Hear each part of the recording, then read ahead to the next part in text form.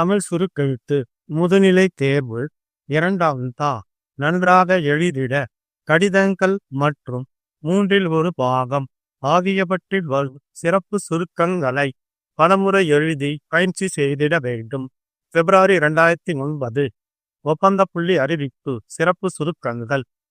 திருவண்ணாமலை மாவட்டத்தில் உள்ள வழங்குவதற்கு மூடி முத்திரையிடப்பட்ட ஒப்பந்த புள்ளி மாவட்ட ஆட்சித் தலைவரால் வரவேற்கப்படுகிறது. பிற்பகல் மணி வரையில் பெறப்படும் ஒப்பந்த புள்ளிகள் மணிக்கு திறக்கப்படும். தேசியமயமாக்கப்பட்ட வங்கியின் கேட்பு காசோலை இணைக்க வேண்டும். அலுவலக வேலை நாட்களில் ஆட்சித் தலைவர் ஒப்பந்த புள்ளி அறிவிப்பு தயாரிக்க பத்திரிகை விளம்பரம். சிறப்பு சுருக்கங்கள். பட்ட படிப்பும் குறைந்தது அனுபவமும் பொறியாளர்கள் தேவை. கல்வி தகுதி அனுபவத்திற்கேற்ப சம்பளம் களுக்குள் என்ற முகவரிக்கு அனுப்ப அண்மையில் எடுக்கப்பட்ட நிழப்பட நகலும் இணைக்கப்பட வேண்டும். விளம்பரம் தயாரிக்க விபத்து அறிக்கை. சிறப்பு சுருக்கங்கள். சென்று கொண்டிருந்த தனியார் பேருந்து ஓட்டுநர் சம்பவ இடத்திலேயே தகவல் அறிந்த காவல்துறையினர் சம்பவ இடத்திற்கு விரைந்து வந்து அரசு மருத்துவமனைக்கு வழக்கு பதிவு. காவல்துறை நேரில் பார்த்தவாறு விவரிக்க மனு. சிறப்பு சுருக்கங்கள். குடிநீர் வசதி சாலை வசதி இருப்பதால் பாதுகாக்கப்பட்ட குடிநீர் வசதி கொடுக்கும் வழியும் போக்குவரத்து வசதியை அரசு துறை 1/3 பாகம். சிறப்பு சுருக்கங்கள். நிதிநிலை அறிக்கை. விவாதத்தில் பங்கு கொண்டு ஓர் உறுப்பினர் பேசியதாவது: தலைவர் அவர்களே, இந்த ஆண்டு வரவு செலவு ஒரு சில கருத்துக்களை கூற ஆசைப்படுகிறேன். இந்த ஆண்டின் அதன் மூலம் செய்ய முடியாது. மாண்புமிகு நிதியமைச்சர் அவர்கள் அடுத்தபடியாக எந்த வசதியையும் அளிக்க முடியாது. இன்றைய தினம் வேண்டிய அவசியம் கேட்டுக்கொள்ள விரும்புகிறேன். அடுத்ததாக எடுத்துக்கொண்டால் செய்ய வேண்டும் என்று இந்த அரசை கேட்டுக்கொள்ள ஆசைப்படுகிறேன். வேலையில்லா திண்டாட்டம் தமிழ்நாட்டில் கேட்டுக்கொள்கிறேன். அடுத்தபடியாக ஒரு சில கருத்துக்களை முன்வைக்க விரும்புகிறேன். பொறுத்தவரையில் அரசு கடன் வசதியை அதிக அளவில் முன்வர வேண்டும் என்பது கிடைக்க மிகவும் அவசியம். கருத்தில் கொள்ள வேண்டும் கூற ஆசைப்படுகிறேன். 15 seconds. 10 seconds. 5 seconds. Get ready.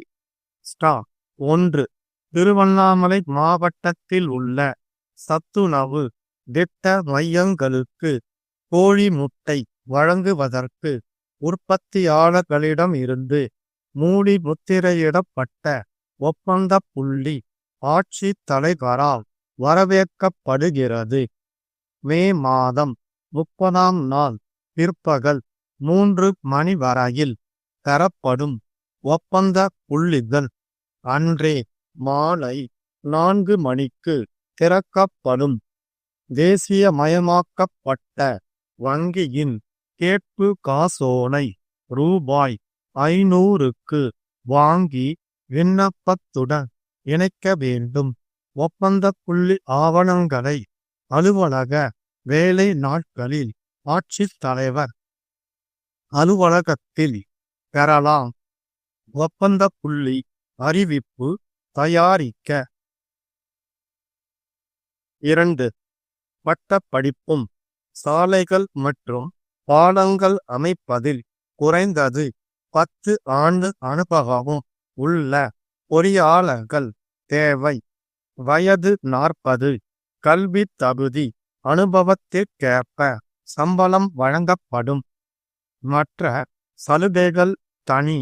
விரும்புவோர் 10 நாட்களுக்குள் தலைமை மேலாளர், சிவா கட்டுமானக் கழகம், காந்தி சாலை, சென்னை என்ற முகவரிக்கு விண்ணப்பத்தினை அனுப்ப வேண்டும்.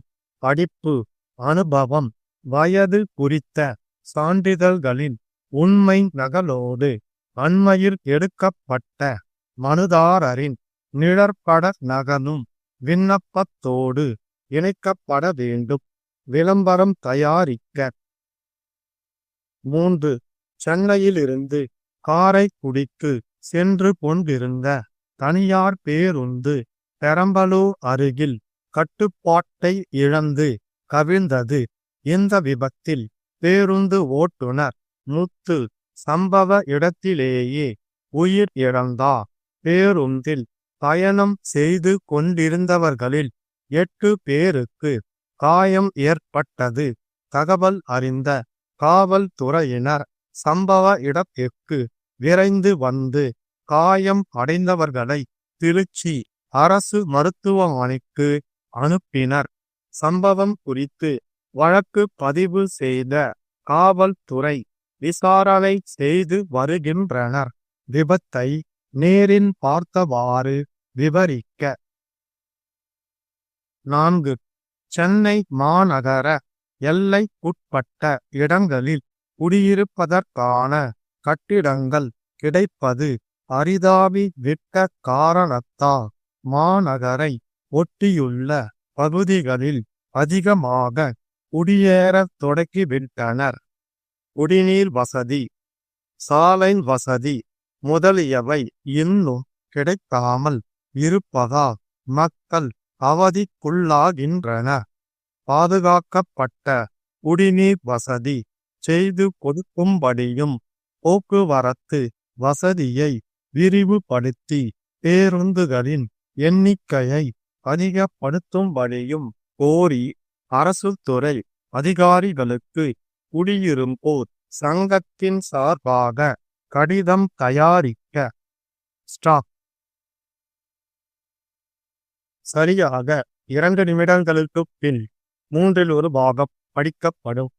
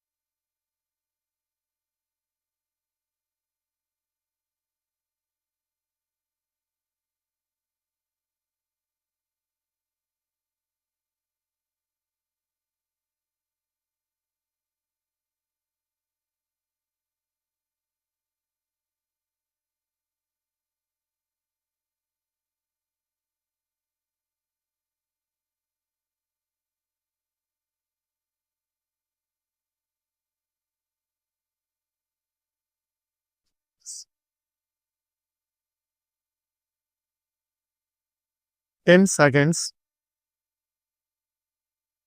5 seconds,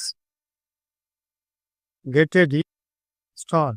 நிதிநிலை அறிக்கை மீதான விவாதத்தில் பங்கு கொண்டு ஓர் உறுப்பினர் பேசியதாவது: தலைவர் அவர்களே, இந்த ஆண்டு வரவு செலவு திட்டத்தின் மீது என்னுடைய ஒரு சில கருத்துக்களை கூற ஆசைப்படுகிறேன்.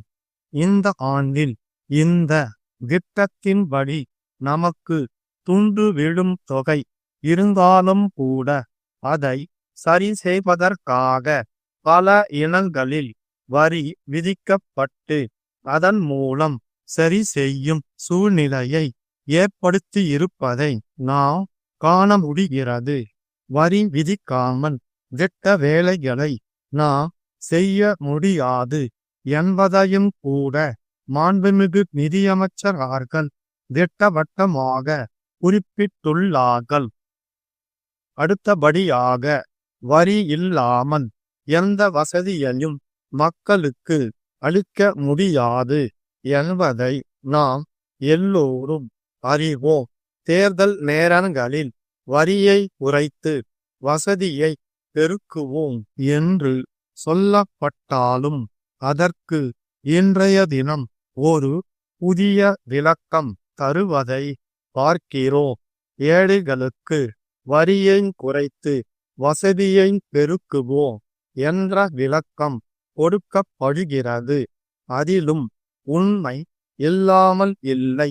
போடுகிற வரி தாங்க கூடியவர்கள் மீது மட்டுமே என்றிருந்தா ஏழைகளாய் இருக்கிறவர்கள் கவலைப்பட வேண்டிய அவசியம் இல்லை.